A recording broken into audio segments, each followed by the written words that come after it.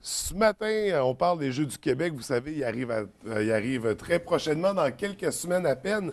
Et j'ai Bernard Noël et Marc Fortin pour nous en parler, bien entendu. Bon matin. Bon matin. Merci d'être de passage à la TVDL pour l'occasion. Écoutez, on est vraiment à quelques semaines, quelques jours de l'ouverture. Où est-ce qu'on en est présentement avec les préparatifs? Parce qu'on sait que dernièrement, il y a eu un appel pour les bénévoles qui en manquait un millier ou un peu plus. Où est-ce qu'on en est là, avec les préparatifs des Jeux du Québec? À l'heure actuelle, les préparatifs vont bon train. Je te dirais qu'au niveau sportif, on est prêt à 95 %. Au niveau de l'organisation en tant que telle, ça suit son cours, ça va super bien. Il y a encore au niveau des bénévoles, mais malgré le dernier appel, il en rentre à peu près 100 par jour, ce qui fait qu'on doit être rendu à peu près à 2600 bénévoles. Pour tenir les jeux comme il faut, là, ça en prend au moins 3300. Ça fait qu'on a bon espoir que les gens s'inscrivent. C'est souvent ça que ça fait aussi, c'est vers la fin que là, ça déboule le plus. On a lancé un concours justement pour stimuler les gens à s'inscrire plus tôt. D'ici le 11, donc d'ici lundi prochain, il y a un concours qui est lancé. Il y a des prix qui vont être tirés en conséquence à ça. Les prix, Marc, tu pourrais peut-être en parler. Il y a une tablette Samsung. On a avec le Damentaire, on a un forfait des croisières sur le lac Saint-Jean. On va avoir des nuitées qui sont offertes parmi les gens qui vont s'inscrire d'ici à lundi prochain. D'ici lundi, c'est le temps. Là. Les gens entendent ça ce matin. Exactement. Il faut aller s'inscrire pour courir. C'est en primeur, matin. On te fait une primeur. Je sais que les bénévoles qui s'inscrivent sont filtrés par la Sûreté municipale. Okay. Ça veut dire que, naturellement, si vous êtes quelqu'un qui avait des problèmes avec la justice, ça crée un problème. Parce que vous savez, c'est des jeunes mineurs. Ça prend des gens qui ont... qui n'ont pas de casier judiciaire concernant la jeunesse. Donc, il faut montrer faut assurer une sécurité, Absolument. un encadrement. D'ailleurs, tous les événements maintenant, là, les événements majeurs, il faut démontrer patte blanche quand ça concerne la jeunesse. Oui, absolument. D'autant plus qu'il y a beaucoup de gens de l'extérieur. On ne veut pas non plus avoir une mauvaise image. Avec des fâcheux événements. Voilà. Absolument. Donc, là, on parlait, il manquerait à peu près environ 600-700 bénévoles. 600 bénévoles, oui. Pour faire rouler ça comme il faut. Plus, c'est mieux, j'imagine. Oui. On va y continuer sur le bénévolat. Qu'est-ce qu'il y a à faire, justement? Au niveau des bénévoles, c'est quoi les tâches en général? C'est de l'accueil? C'est du déplacement? Principalement, les secteurs où ça nous en prend présentement, c'est dans les secteurs d'alimentation, donc dans les cafétérias où mangent les jeunes, dans les sites d'alimentation, mais également dans la sécurité, où hébergent les jeunes. Donc, ça prend des surveillants pour les sites d'hébergement. Ça prend dans différents secteurs d'activité comme ça. Il y a déjà des secteurs qui sont comblés. Au hôtesse, c'est comblé. Aux cérémonies d'ouverture aussi, ça va prendre encore des gens au niveau pour orienter les gens, là, parce que ça va rentrer d'un peu partout pour placer les gens, etc. Cérémonie d'ouverture et de fermeture. Donc, c'est des secteurs comme ça. Mais les gens s'inscrivent quand le formulaire est bien fait. Ils écrivent combien de temps ils ont à donner, si c'est l'avant-midi, le soir, la fin de semaine ou l'après-midi. Donc, puis ils veulent faire 2 quarts, 3 quarts de travail, des quarts de 4 heures. On fournit le repas pour les bénévoles, évidemment, quand ils font 2 quarts de 4 heures. Puis on est en partenariat, on est allé chercher, on a déjà, je pense, pour 30 000 $ de repas dans les restaurants d'attachés, les restaurants de Saguenay principalement. Donc, on travaille fort là, pour continuer à boucler les ça. gens ne sont peut-être pas conscients, là, mais aux Jeux du Québec, on sert entre 80 000 et 90 000 repas. Ça, c'est pour les athlètes. Pour les athlètes. Tous les jeunes, les athlètes et les accompagnateurs. Tous les jeunes qui viennent accompagnateurs, ça peut être, mettons, l'entraîneur, le physiothérapeute. Non, pas les parents. vraiment... Non, les officiels. Mettons que c'est l'équipe de hockey, ben, tu vas avoir l'entraîneur, le soigneur. Il faut qu'ils mangent aussi. Ces gens-là, ils mangent, c'est 3 repas par jour. Hey, c'est 3200 athlètes. On oublie ça, là. C'est 3200 athlètes. On s'attend d'avoir une quinzaine de mille personnes. Les activités partout, là, ça va être complet partout. C'est une grosse fête. C'est un gros projet de société. C'est pour ça que quand on dit aux gens, on dit aux bénévoles, venez vous impliquer, c'est le fun. On s'est donné un objectif, puis, tu sais, les gens vont me trouver peut-être un peu rêveur, là. Je suis allé aux compétitions de nage synchronisé, puis les 2 femmes qui remettaient les médailles, il y avait une femme de 70 ans avec une jeune femme de 18 ans. La jeune femme de 70 ans a dit à la jeune femme de 18 ans, elle dit, je sais que tu me prends pour ta grand-mère, là, mais elle dit, prends-moi comme ton ami. Et nous, on s'est donné un objectif de transfert générationnel de connaissances pour donner le goût aux jeunes aussi d'être bénévoles. C'est pas juste pour les personnes de 70 ans d'être bénévoles. Ça fait partie du legs des Jeux du Québec, la culture du bénévolat. Parce que c'est sûr que c'est toujours les mêmes qui sont impliqués dans des organisations. Fait qu'on veut que la relève se lève, justement, pour continuer à faire du bénévolat. C'est important. D'autant plus que c'est un événement qu'on accueille. C'est pas un événement qui revient à chaque année. C'est une chance unique. Ça fait 40 ans qu'il n'y a pas eu lieu sur le territoire de Saguenay. C'est ça. C'est quand la prochaine chance de pouvoir participer. Ans. Et voilà. On va s'en rappeler encore dans 40 ans, parce qu'on se rappelle encore des Jeux d'il y a 40 ans, évidemment. Peut-être que notre madame de 60 ans va dire « Moi aussi, j'étais là à 20 ans. » Voilà. Mais on entend déjà des gens qui sont dans notre comité organisateur, qui étaient hôtesses, notre secrétaire d'ailleurs, était hôtesse au jeu de Timmy, au jeu Jaco en 76.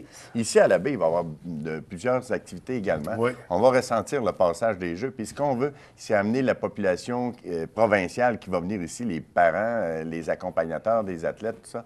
On veut les amener voir le beau paysage de la baie pour qu'ils tombent en amour avec Saguenay et ses beaux paysages. Puis il va y avoir des activités qui vont être créées ici. Justement, juste avant de tomber dans les secteurs, les arrondissements, pour terminer avec les bénévoles, pour ceux là, qui ils viennent de se réveiller ce matin, puis « Ah oui, moi je veux participer, c'est trippant ». Le formulaire, où est-ce qu'on peut se le procurer? Puis comment ça fonctionne? Les bibliothèques, les arénas, OK? Donc, la bibliothèque ici à la baie, l'aréna, les deux arénas, Jean-Claude Tremblay 1 et 2, et les centres d'information touristique. Donc, au pavillon des croisières, il doit en avoir. Le centre de l'arrondissement, c'est-à-dire le bureau d'arrondissement de la baie également, il y en a disponible. On peut aller sur le site Internet, le télécharger et le signer devant la personne à qui on va le remettre, là, soit à la bibliothèque ou etc. Puis il faut avoir une carte d'identité pour vraiment démontrer que c'est vous qui l'avez rempli. Ou en téléphonant. Au 698-2013. OK, 2013. L'année 2013. Faites poste 2. Et là, vous laissez vos coordonnées, puis il y a quelqu'un qui va vous rappeler. Puis par la suite, j'imagine qu'il y a des rencontres, peut-être même des formations dépendantes. Oui, il y a déjà des formations en fin de semaine là, pour différents secteurs du bénévolat, surtout au niveau protocolaire. Il y a des formations déjà dimanche. Là, puis ceux qui s'inscrivent avant le 11 février courent la chance de remporter des tas de beaux prix. Oui. Mais là, venons-en aux Jeux du Québec. Du 1er au 9 mars, ça commence avec une soirée d'ouverture. De quoi il s'agit exactement comme soirée d'ouverture? Écoute, un spectacle haut en couleur. Oui, un spectacle haut en couleur. Dans les Jeux du Québec, il y a une tradition. D'abord, tu sais que les athlètes font partie prenante du spectacle. Oui. Après ça, tu as des classiques comme la vasque qui va être montrée là. Après ça, tu as une partie protocolaire tu vas avoir le ministre responsable régional qui va parler, tu vas avoir monsieur le maire, le président. Et après, tu as une partie culturelle. Et la partie culturelle, ça, c'est une surprise. C'est un petit secret. C'est ça. OK. C'est bien. Avant votre visage, mais c'est ça a l'air d'un gros... Mais c'est très protocolaire parce que c'est comme un peu aux Jeux olympiques. Hein? Chaque région rentre sur la patinoire, mais en fait, qui va être recouverte d'une surface isolée avec le porte-drapeau. Donc, chaque région sont sur la patinoire classifiée. Là, puis durant que ça rentre, les jeunes, ça festoie. Puis, ils ont tout aux couleurs de chaque région parce qu'il y a un drapeau du Québec pour chaque région. Un drapeau des Jeux du Québec, c'est-à-dire. Et c'est très émouvant de voir ça. Il y a beaucoup d'effervescence, les jeunes, c'est la fête. Donc, c'est un peu... c'est pas les mêmes jeunes qui vont se retrouver aux cérémonies de fermeture, parce qu'il y a 2 blocs. Donc, il y a 1500 jeunes qui vont être là à la cérémonie d'ouverture, et le deuxième bloc arrive le mercredi pour le deuxième bloc et les cérémonies de fermeture le samedi soir suivant. Puis au niveau de la fermeture, c'est un peu le même principe aussi? Oui. C'est un peu la répétition, mais il y a avec quelques différences au niveau du show protocolaire, là, du show musical, etc. C'est ça, toujours avec un volet culturel mystère.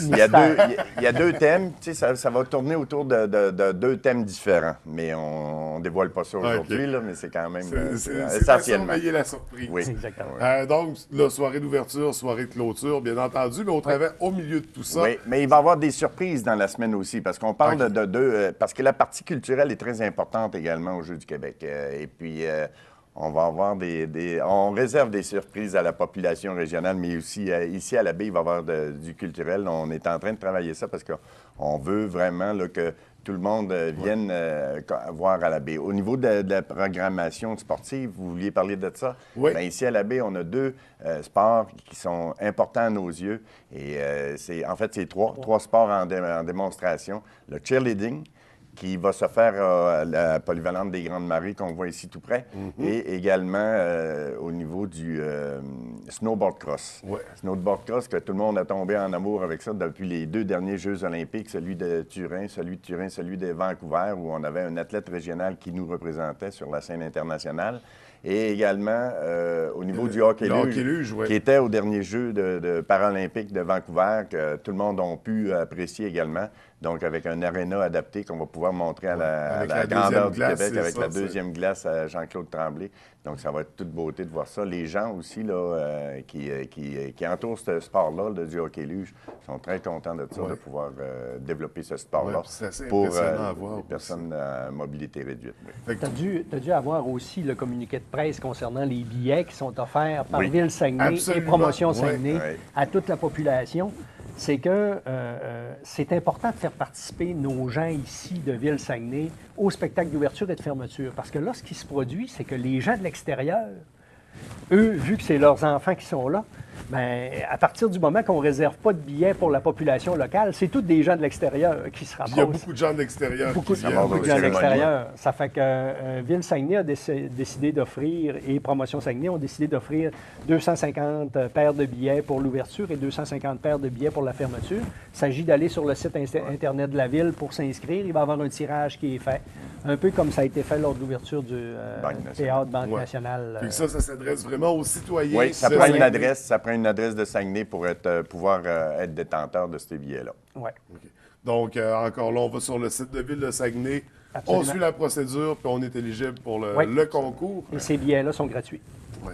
Là, on a parlé des sports en démonstration qu'il y aurait dans l'arrondissement La Baie. Sinon, parce que c'est quand même à la grandeur de Ville de Saguenay. Tous les arrondissements ont quelque chose à présenter, un sport où ils participent à l'événement. Comment ça va fonctionner au niveau de la programmation, de la logistique? Si tu permets, Marc, pour te dire que c'est des Jeux d'hiver, mais il y a seulement 2 sports qui sont à l'extérieur. Les autres sports sont tous à l'intérieur. T'as le ski alpin. L'hiver est tellement... Mais t'as le ski alpin et le ski de fond. Le ski alpin qui est au Valinois et le ski de fond au centre de ski le Norvégien. Okay. Mais, je suis allé, moi, malgré la température qu'on a eue la semaine passée, je suis allé faire du ski de fond en fin de semaine au Norvégien. Puis c'est sûr que les pistes étaient très glissantes, mais avec un bon bac, là, ça... Mais en hauteur, c'est mieux. S'il y avait eu des sports sur des patinoires extérieures, là, le risque aurait été élevé. Et naturellement, tu as tous les sports d'hiver, comme le hockey. Tu comprends que le hockey joue en aréna. Hockey masculin, hockey féminin. Tu as le curling. Et tu as aussi, aux Jeux d'hiver, en tradition, tous les sports de combat. C'est-à-dire le judo, le taekwondo, le karaté, la boxe olympique. La boxe olympique, ça fait depuis 40 ans que ça n'existait plus aux Jeux du Québec et c'est revenu comme sport ici. À partir de cette édition-ci? Absolument. Donc, le retour de la boxe olympique. La boxe olympique. Puis ça a lieu où exactement? La boxe olympique, c'est le club de boxe olympique, justement, de Saguenay, qui se trouve être au centre commémoratif Price. Ils ont déjà toutes les installations sur place, là, avec l'arène, etc.